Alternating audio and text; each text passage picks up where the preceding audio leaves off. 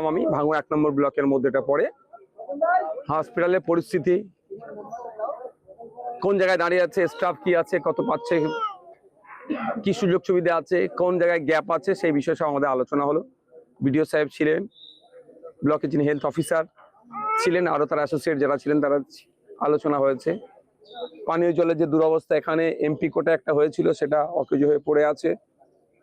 এই সমস্ত বিষয়গুলো, টিন এজ প্রেগনেন্সি নিয়ে যে সমস্যা, সেই বিষয়টা নিয়ে কিভাবে এটাকে বন্ধ করা যায়। টিবি রোগে যারা আক্রান্ত, তারা নিয়মিত এখান থেকে ওষুধ প্রোভাইড করা হচ্ছে, তারা খাচ্ছে না, অনেক ক্ষতিগ্রস্ত হচ্ছে। 50টা যে সুস্বাস্থ্য কেন্দ্র আছে, অনেকের জমি নিজস্ব জমি নাই বা ভাড়ার বাড়িতে থাকছে, হচ্ছে ইলেকট্রিক সমস্যা, সেগুলো নিয়ে সমস্যা আলোচনা হয়েছে। এখানে যারা মেটার্নিটি যেটা ওয়ার্ড আছে, সেখানে যারা বাচ্চারা আছে, সেখানে একটু সমস্যা, তা ওই ওয়ার্ডের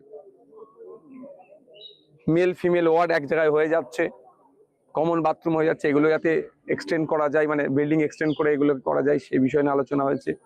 এখানে সিজার হয় না, যা নর্মালে, নালে সিজারের প্রশ্ন হলে রেফার করে দেয়, ফলে সমস্যা হয়, যেখান থেকে প্রায় 30 কিলোমিটার দূরে যেতে হয়। সেই বিষয়টা কিভাবে সুরাহা করা যায়, আনুষঙ্গিক বিষয় নিয়ে আলোচনা হয়েছে। বেশ কিছু দাবি দাবা উঠে এসছে, এবং কর্মচারীদের ক্ষেত্রেও, নিয়োগের ক্ষেত্রেও যেগুলো যা ছিল, সেগুলো নিয়ে অনেক আলোচনা হয়েছে, ফ্রুটফুল আলোচনা হয়েছে। আগামী দিনে এই নলমুড়ি ব্লক হসপিটালটাকে, যেটা গ্রামীণ হসপিটালটাকে আমরা আরো উন্নততর কিভাবে করা যেতে পারে, সেই নিয়ে চর্চা হয়েছে। এখানে শুধু ভাঙড়ের মানুষ নয়, ক্যানিং পূর্ব পশ্চিম প্রায় 6টা আশপাশের বিধানসভার মানুষ এখান থেকে প্রথম ট্রিটমেন্ট নেওয়ার চেষ্টা করে। ফলে এখানে যদি হেভি ট্রিটমেন্টের আমরা একটা অ্যারেঞ্জ করতে পারি, প্রায় 30 বিঘা জমি আছে হসপিটালটা, আগামী দিনে এটা সরকার চাইলে মেডিকেল কলেজও করতে পারে। আর একটা যেটা বিষয়, এই জমি, এই হসপিটালের জমি অনেক নাকি অবৈধ দখল হয়ে যাচ্ছে, অবৈধ, সেগুলোকে উদ্ধার করারও কথা আজকে আলোচনা হয়েছে। কারণ হসপিটালের জমি কোনো কথাই হবে না, হসপিটালের জমি হসপিটালের কাজে ব্যবহার হবে। এখানে যদি 30 বিঘা জমি আছে, সেটা যদি সবাই মেডিকেল কলেজ যাবে, তাহলে কলকাতায় হাজিকর চিত্তরঞ্জনে আর ছুটে যেতে হবে না, সব ট্রিটমেন্ট এখানে হবে। সেই জমিগুলো উদ্ধারের আলোচনা হয়েছে।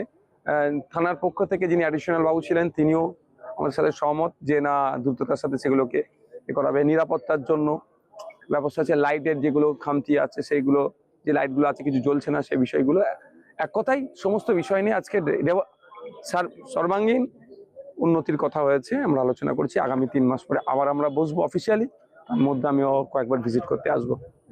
যে সাধারণ মানুষ যে এখানে আসলে একেবারে যে সিজারের কথা আপনি বললেন, সিজার নিয়ে এবারে কি পরবর্তীবারে কি এটা চালু হবে? দেখুন, সেটা নাই যাতে এখানে হয়। এমনি এখানে প্রতি মাসে 80 থেকে 100 জন নর্মালি ডেলিভারি হয়।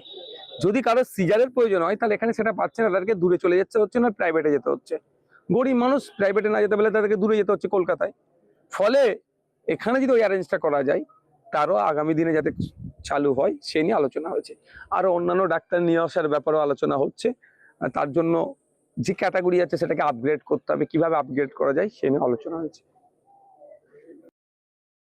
Patience is virtue.